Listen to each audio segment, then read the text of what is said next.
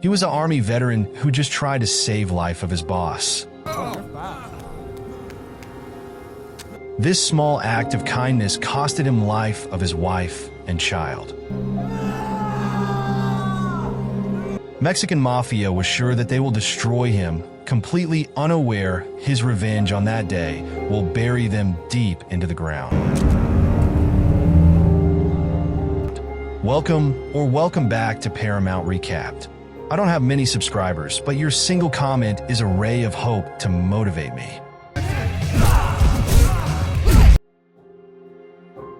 It all starts 5 years ago in Mosul, Afghanistan. You've got a drone flying overhead and a dude running like he's late for a meeting with the Taliban. He's shouting, "The Americans are coming," like Paul Revere, but less patriotic and more terrified. The Taliban quickly buries an IED, hoping to give the troops a surprise they won't like. So, the US soldiers roll in surprise. The village looks abandoned, like everyone got the memo to stay inside. Their squad leader, who we'll call Pretty Boy, pushes forward. They find a guy who looks super shady, playing with what's clearly a bomb. Naturally, they surround him. Jake, one of the soldiers, is like, "All right, buddy, drop it or else." But the guy's like, "Nah, I'd rather not," and pulls out a gun. Cue to this won't well moment. Jake and the team take him down. Soon after, their boss, Colonel Mason, chimes in on the radio, checking on the situation. Jake reports that they found a dead informant and a nice, shiny bomb waiting. Mason says, "Leave it alone," but Jake's never been one to follow orders. He disarms the bomb like it's no big deal, and just when they think they're safe, boom, a second bomb goes off, taking out the whole squad, except for Jake. Talk about bad luck. Suddenly, Taliban fighters show up, firing from all directions. Jake runs for his life while Mason covers him like a true action hero. Jake fights back and rushes to help Mason, who returns the favor by saving Jake's bacon when an enemy sneaks up on them. It's like the worst buddy cop movie ever, but with more bullets. Fast forward to present day, and Jake's no longer the confident soldier we saw. Now he's a civilian dealing with some serious PTSD and living life as an anxious mess. He's working in an auto shop in Riverside, California, and taking meds to cope with his mental health. One night, he gets home to his wife, Ashton, who's waving a stack of bills in his face like, "So, how are we gonna pay these?" Jake reassures her that they'll figure it out, probably by pretending those bills don't exist. He lightens the mood by snatching a piece of chicken and running off like a kid caught with the last cookie. The next day, Jake heads to work, and things get messy when some local Mexican gangsters show up looking for the money Earl, Jake's boss, owes them. A fight breaks out because, apparently, talking things out is overrated. Jake handles the thugs like a pro, but just when he's about to take on their leader, Fresh, the guy pulls a gun and says, "We'll meet again." Jake's like, "Great, can't wait for round 2. Afterward, Jake confronts Earl, who admits he used to roll with these guys, but managed to get out. "Yeah, sure, Earl." Jake's worried about his family, but Earl's all, "Don't worry, I'll protect the neighborhood." Spoiler, that does not go well. Later that night, Fresh and his crew show up at Jake's house for payback, which is thug speak for really bad news. Jake runs inside, only to find his family dead. It's heartbreaking, and Jake's completely crushed. When the cops arrive, he's too filled with rage to listen. Instead, he hops in his car and tracks down Fresh's gang like he's auditioning for Fast and Furious Revenge Edition. He finds them outside a club and opens fire without hesitation, taking out the whole crew. When it's down to Fresh, the guy tries to explain himself, but Jake's like, "Yeah, no thanks,"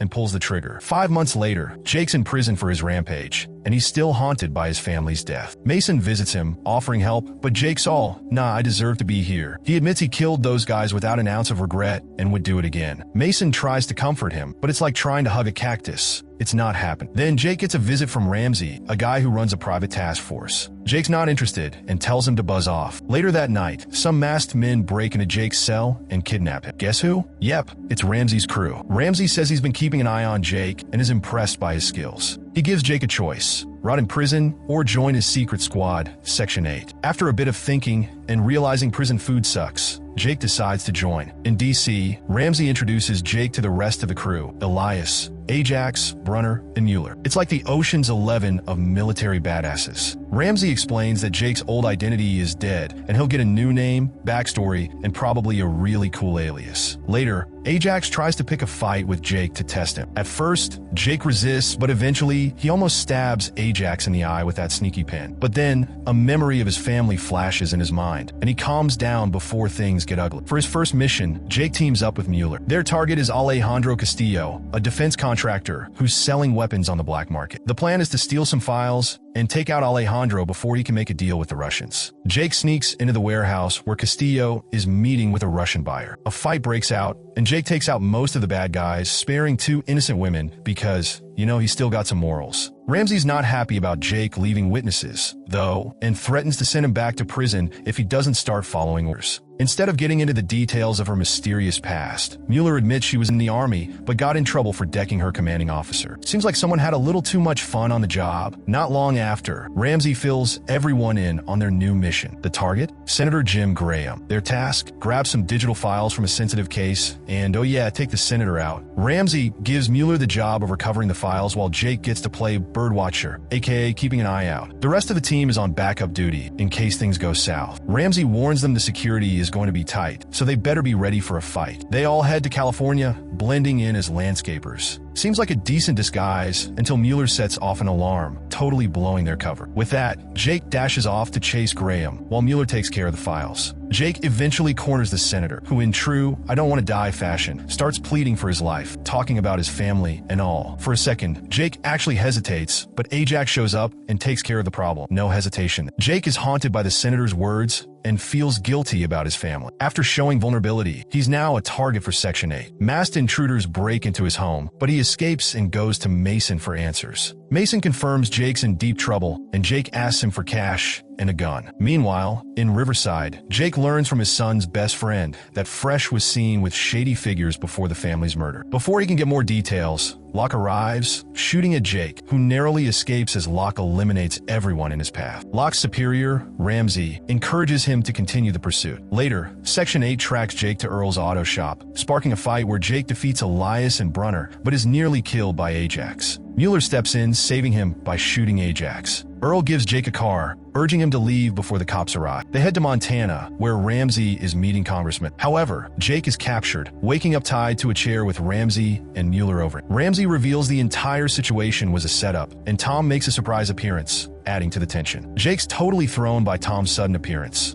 But things start to click when Tom admits they're the ones behind the murder of his family. Why? Because they thought his family was holding him back from being the perfect soldier. After giving Ramsey a wad of cash, Tom steps out, leaving Mueller to check the money. But surprise! Tom sneaks back in to free Jake. Turns out Tom's actually on a secret mission to take down Section 8. Nice twist, right? An alarm blares, signaling Ramsey's goons, but Jake and Tom make quick work of it. When they finally trap Ramsey, Jake makes it crystal clear he wants to see him dead. Ramsey, ever the snake, tries to turn Jake against Tom, but Jake isn't buying it. As Mueller sneaks up to take a shot at Jake, Tom jumps in front and takes the bullet, dying like a true hero. With that, Ramsey seizes the moment to make a run, while Jake and Mueller have their final showdown. After a bit of back and forth, Jake turns the tables and finishes Mueller off. Jake then chases Ramsey, who, in a fit of karma, crashes his car. Jake calmly walks up to the wreckage, where Ramsey, still trying to trash talk, doesn't get the chance to finish his sentence before Jake shoots him. Classic. Later, Jake meets with Attorney General Savoy, who offers him a clean slate and a job. He also drops the bomb that Tom was working for them the whole time, but Jake turns him down. Savoy gets it and hands Jake his card just in case. Jake heads home, only to find Locke waiting for him, because apparently this guy just can't quit. They throw down in an intense fight, and while Locke gets the upper hand at first, Jake eventually grabs the gun and takes him out. The movie wraps up with Jake sending a heartfelt message to Earl, thanking him for saving his life, just like Earl's dad did. Then we see Jake riding a bus, calling up Savoy, who welcomes him to Section 9. Looks like the adventure isn't quite over yet.